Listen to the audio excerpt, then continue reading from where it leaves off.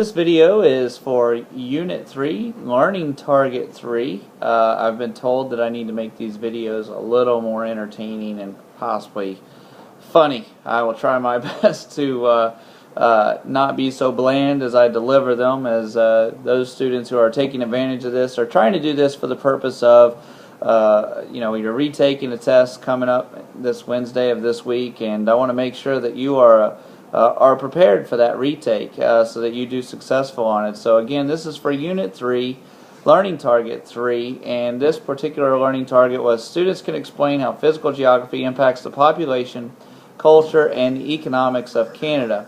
And so one thing I would refer to you to do, just like Unit 2 or Unit 3, Learning Target 2, is to look at this part of your study guide, which is the back portion of the study guide. Has the chart on there. It really likes to explain a lot when it comes to exactly which characteristic fits which region. And in this case, we'll start in the northern region. Very similarly as Learning Target 2, what's going on in this northern region is very few people live there because of the harsh winters. It's so cold, so not many people live in this region of Canada. It is mostly for the Eskimo or the Inuit people. I know last time I said they lived in Eskimos. I live in igloos. So that's my joke, I guess. It's a pretty lame joke, but I'll get better about that.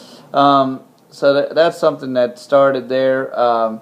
If you were most likely in this region, what would you do for fun? That would be another thing that you would translate off, and that would be you'd probably have a dog sled team. That'd be your main form of transportation. You would not go winter surfing here. It's way too cold for that. It's even too cold for ice hockey, which is very popular throughout Canada. But that's not something you would do in the north because the region is just too cold. Over in the prairie region, some of the things that would be popular there, again, farming is the most common economic activity. You also have oil as a resource that's very common in this region, hence the NHL teams, the Calgary Flames and the Edmonton Oilers, as Calgary and Edmonton are the two largest cities in that region. For the most part, though, this is a rural area with a lot of French, German, British influences, but mainly there is some oil in this activity, so or in this region, and so that's something that might take place here. Another region is the Pacific region, and this is a region where you would go winter surfing. It's a popular sport. It has a strong British influence.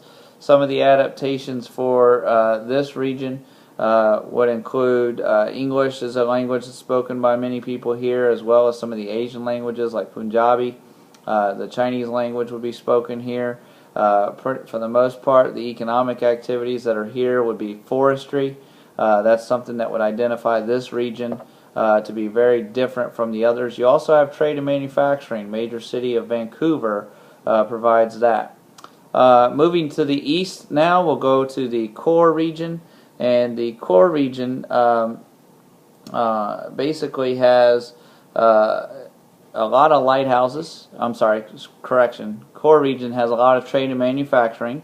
Includes as major cities such as Toronto, Ottawa, and Montreal. It has French and English influences.